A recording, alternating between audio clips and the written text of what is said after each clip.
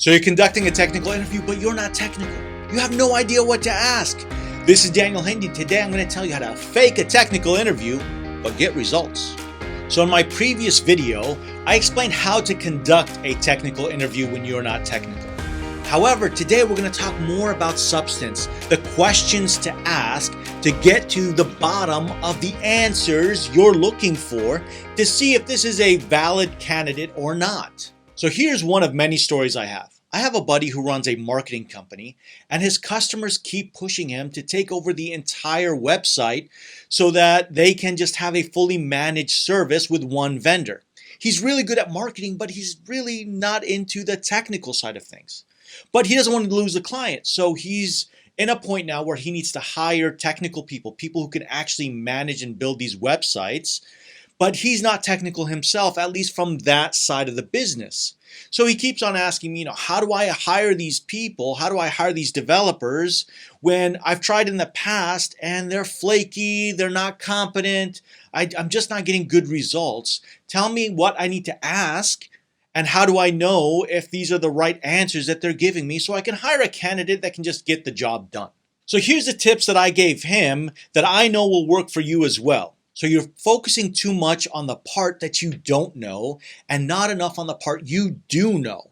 And the parts you do know is you have a business with a problem and you know your problem really well and you have a vision of the outcome you're looking for. You may not know how to get there, but you know what the problem is and what the outcome should be. And if we start from there, you have a slew of questions to ask. Now, fundamentally, what is the candidate that you're looking for? You're looking for somebody who's reliable and dependable. You don't want somebody, especially if they're a remote worker, just disappearing on you and you have a deadline and all of a sudden they go MIA on you.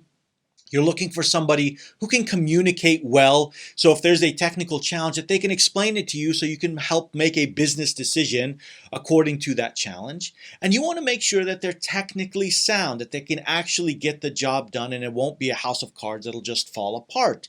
So if you get those three characteristics in a solution-oriented candidate, you know they'll be a good hire. Now here's the trick.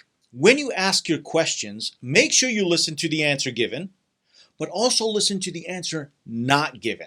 Certain key words that they're not providing so that you can mine their answers to the true meaning, the true answer you're trying to look for. Because there's certain questions you can't just blatantly ask because you know you're going to get a canned response back. So in the following questions we're about to go over, make sure when the answer is given, you listen to the answer given and the answer not given. One last thing before we dive into my recommended questions is understand that the questions I ask have a face value, but many other hidden values. What do I mean by that? I ask you a question that is going to answer 3-4 hidden questions that I have. So I may ask you something that seems like it's a direct answer in one way, but I'm really mining it for other things. So how do you find out if this candidate is reliable and dependable?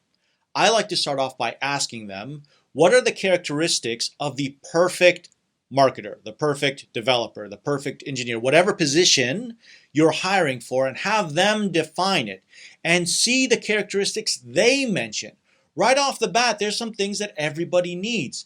And listen to what they're saying. They may talk about some technical skills that they need, but there are some soft skills in terms of communication, in terms of adhering to deadlines and so on, and see what they self-define.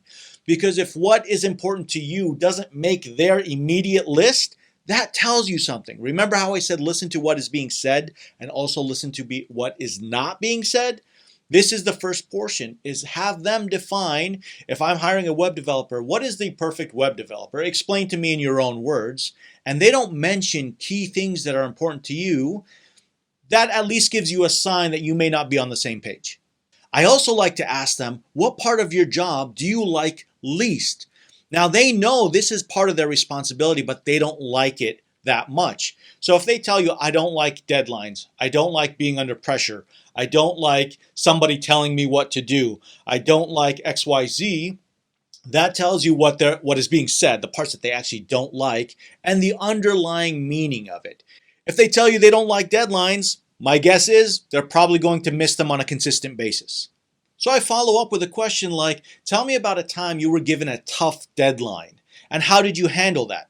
And so they'll come back to me with things like, Oh yeah, I just told my manager right off the bat that's not happening. Well, I said tough, not impossible. Did you even try to meet that deadline? And if you were forced to exceed that deadline, how did you manage that? How did you manage that with your boss? How did you manage that with the end user and the clients?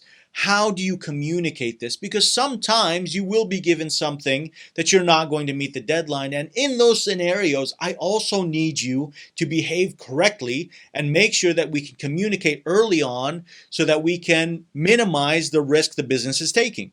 I also asked them to describe their best and their worst manager, and to give me a story on why you think they're the best and the worst manager. So if they tell you their best manager was great, they just left them to do whatever they wanted to do, that tells you something. If they tell you that their worst manager they didn't see eye to eye with, have them elaborate. Tell them, can you explain a little bit more? Give me a for instance. And if they say, I wanted to take the product in a certain direction and my manager wanted to take it in a different direction, maybe they don't understand the relationship between a manager and an employee, a business owner and their employee. So that tells you something. And I always follow up with, give me a for instance when you disagreed with your manager and you had to follow instructions, and see how they react. If they say, we come into a room, we discuss it, but at the end we leave all in one direction, versus, I really disagreed with the manager and he fell on his face and yeah, take that, it's his fault. Well, that tells you he doesn't have a team spirit. There will be times when a decision needs to be made that they disagree with. Now, they may not understand the full story. I may even be wrong. But at the end of the day, we agreed on this decision and we need to all work as hard as we can to make it happen. And even if it fails, we should win together and lose together. Otherwise, you're just creating bad blood and drama in the company that you really don't want. I also asked them, what is the ideal work environment in their mind? And if they come back to me with an answer that is telling, that tells you how much they don't want to work and how much freedom away from work that they want, that tells you something right off the bat. If they don't understand that this is a job opportunity, I am paying for your services, and the first thing you're telling me is how much you don't want to provide services, that tells me something about you. Now, before we continue, make sure you like and subscribe to stay up to date with our latest content. So the next part is to understand if they can communicate well with you. Now, you've asked enough questions by now to understand their verbal communication, where it's at. Do you fully understand what they're trying to explain to you? Do they fully understand what you're trying to explain to them? But now we're going into a little bit more depth. They're going to be working on parts of the business that you don't fully understand, and it's important that you do. I'm not saying you need to learn how to code or you need to learn how to solder. That's not what I'm saying. What I'm saying is, as a business owner, you need to be able to make decisions based on information that you have, and the quality of that information is extremely important. So part of their job is to be able to give you clearly and unbiasedly the information that you need to be able to make decisions. So if I'm hiring an app developer, I'll ask them to explain to me what does it take to build a mobile application, and see in their own words how they explain it. How technical do they veer, and then pause and ask them to explain what they meant and see if they can explain it to you in a way that you fully understand. Because again, in your day-to-day life, they're going to be saying a lot of technical things that you don't understand, and they'll be asked to explain them, and see if they can do that on the spot on something that they have a good domain knowledge about. Einstein had a great saying. I'm paraphrasing, but it basically says, if you can't explain an idea simply, you probably don't understand it well. So have them break down the components and give you a timeline on a small project. If you can't come up with a small project, have them come up with a small project. Just say, hey, come up with a small project and break it down for me. And see what timeline they come up with. Now, this is estimate, this is not scientific, but at least they have an idea of the components that it is needed to build the application and a rough estimation on time. Then throw them a curveball and say, I need it to be done in 2 weeks earlier, a month earlier, whatever it is. And then ask them to remove any fat that they think is part of that process. Because guess what? This happens every day in business. If I had unlimited time and resource, I could build you every bell and whistle that you want. But sometimes we need to make a hard decision where we need to cut out a feature, cut out some fat on this process so we can meet our deadlines. See if they have the ability to take apart what they just explained to you and remove fat. And then ask them, why did you choose that component versus another? And you'll see if they have any business knowledge to understand, yes, I can hard code this in a certain way that'll buy us enough time. I can go a little bit cheaper on this infrastructure here that'll get us up to 100,000 users. After 100,000 users, we now need to refactor. Then you understand, he understands the business logic behind it. Do they have the ability to break down the problem to see what are our problems that we have today and what problems are we trying to solve in the future? Are they trying to fix tomorrow's problems today? That's not necessarily bad if you're talking pure technical. However, we all know today's dollars need to bring tomorrow's dollars in. So if I can't build every bell and whistle today, if I can't build a multi-million user system today, I need to get a multi-100,000 user system today to get me to the 100 million users. So they need to understand the business steps that it takes. You make a small investment today to get you more funds in the door so that you can make another investment tomorrow. Then keep pushing them on a harder deadline, more obstacles until they finally break, until they tell you, listen, this isn't going to work, and then have them explain. If they can explain at a certain point, I know you want me to shave off more, I know you want me to take out this component, I just can't. It doesn't work without that, because they need to understand when we're in real business, you need to give me the correct answer whether I like to hear it or not. In an interview, it's constantly trying to give your interviewer the right answers and the answers that they want to hear. However, sometimes in business, I need to hear an answer that I don't want to hear, but it's the truth. And you try to push them and see how they cope with that. Do they keep on pushing until it falls apart? Or at a certain point, do they give you their professional opinion to say, I think we're going down the wrong direction. If you want me to, I will. I'm just telling you this isn't going to succeed. To see if they inform you, yet still go with your decision. If they inform you but oppose you, see how they react. Now, how do you make sure that they're actually technically competent?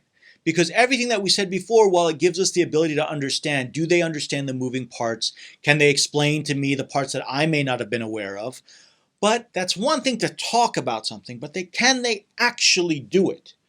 Now, this is where you ask them for their portfolio of work. Let me see what you've done before that's relevant to my business. And you need to probe them, ask them, what size was the team? What was your role in that team? Because most of the time, products are built in teams, and they're a member of that team. That's not necessarily bad. You just need to understand what component did you do versus the part that others have done so that you could vet out their work. So I usually ask them to create something technical in front of me. Again, going with a mobile app or a website, I'll ask them to create a website for me, a simple mobile app. And usually this is done in a separate interview where they have a dedicated hour and a half, maybe even 2 hours to develop something so you could see what they've actually done. Now again, you don't need to know how the sausage is made. All you need to know is, I'm looking for a login for a website. I'm looking for a login on a mobile app. Can you get that done in an hour? And so you put together a simple example, hand it to them, and say, get as much of this done in an hour, hour and a half. But before we start, tell me how much you think you can get done. So now they're looking at the proposed challenge that they have. And if they tell you, yeah, hour, no problem, I'll get it done, see if they deliver on that or not. If they say there's no way I can get this done in an hour, because you don't know if they can get it done in an hour, but you ask them, and if they say, yeah, there's no way I can get this done in an hour, then you switch it back and say, well, I want to see which portions you do get done and why you chose those portions versus other portions, and I'm going to ask you that towards the end of the interview. So you see how they tackle big problems that are bigger than one person. Now, if they get it done super quickly, then you ask them, well, with the remaining time, what would you do? What additional feature would you put in? And see what they come up with. Now, the next technique, I shouldn't really be telling you about, but here we go. If you have been taking good notes of every single candidate, when that first candidate came in and he said a term that you didn't fully understand, if he brought an example with him that you didn't fully understand or you couldn't vet out yourself, so you get the second candidate to poke holes in the first candidate's answers. Now, you don't necessarily tell them that it's the answers of the first candidate, but you say, hey, here's an example that was put out. Tell me what you would do better. here's an answer given to this question, what is missing? And you have them poke holes in it and you see how they feel about it and how they interact. And if they say, oh, it looks pretty good, or if they're now grabbing at straws to find something wrong with that answer, that validates at a bare minimum that candidate 1 is better than candidate 2, or at least equal to it. If candidate 2 says, oh, I don't know, I can't answer, that looks perfect to me, then lean more towards candidate 1. And so you do this sorting of candidates when you put them against each other. And you sort them one by one until 1 or 2 or 3 bubble up at the very end. And those are your 3 candidates, your finalists that you want to choose from. So you're really having the candidates interview each other without them knowing. Pro tip. I usually conduct the technical test at the very beginning of the process so I can weed out people who are just not technically sound and not waste my time. Now, to boost this even further, I have as many candidates as I can take that test at the exact same time. Sometimes remotely, sometimes locally, but they have it at the same time. So that gives me all their results at the same time, and I can see them, match them next to each other, easily weed out the weak, and keep just the candidates that are technically sound so that I can focus on personality traits and characteristics. And that's the time where my time is best used, so I can make sure that I'm only talking to candidates that actually can get the job done. Now, it goes without saying that you could use external resources to help you in this process. If you have a technical friend, you may ask, can you please help just at the tail end of these interviews just to vet them out technically? And they can come in and help you. You could get a company to vet them technically. There are many companies that will give you online tests or may do the technical interview for you, and then you could just get those results. I would love it if you leave a comment below with the technique or question that you learned in this video that you think will help you most, so that we can all benefit. I hope this video gave you clear and logical steps on how to fake a technical interview, but get results.